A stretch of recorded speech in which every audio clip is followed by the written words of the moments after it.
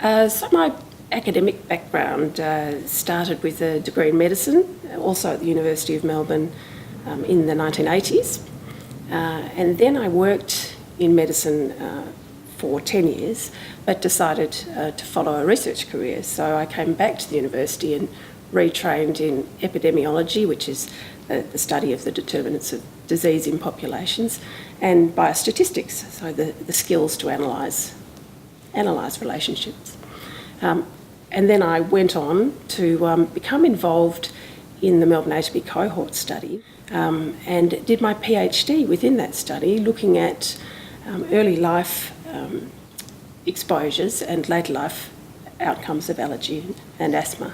I work at the University of Melbourne in the Allergy and Lung Health Unit, and in that unit we have access to two key studies, and my research is based in one of them, the Melbourne A to B cohort study, or the MAX. And this study is unique in the world. It studies a group of high-risk allergy children from birth now up to the age of 25. And what makes it unique is the collection of samples and large number of follow-ups up to the age of 2 years. So we have a lot of early life information on this group of children. And we have late life information and characterisation of asthma, so we can have a look at the early life features and whether or not they develop asthma later in life or allergy.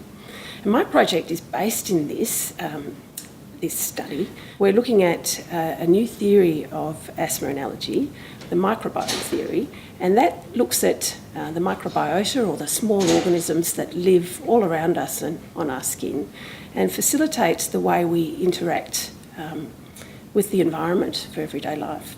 And one of the current theories about asthma is that the microbiota in your intestine or your gut, the small bugs in your gut, help the way that you interact with the environment and shape your immune response.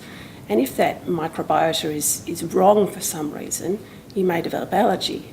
If it's a good microbiota, then you're protected against allergy. So we want to look at the initial formation of these bugs in your gut. And we can do that because we have saved breast milk samples from the children, from the women, the mothers of the children, who took part in this long-running study.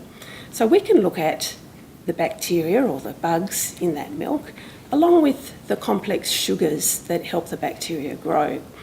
And we can see whether these things differ for children who've gone on to have asthma and allergy up to the age of 25, who are now adults, and so from that we can determine which microbiota and which complex sugars may be good and reduce your risk of asthma and allergy.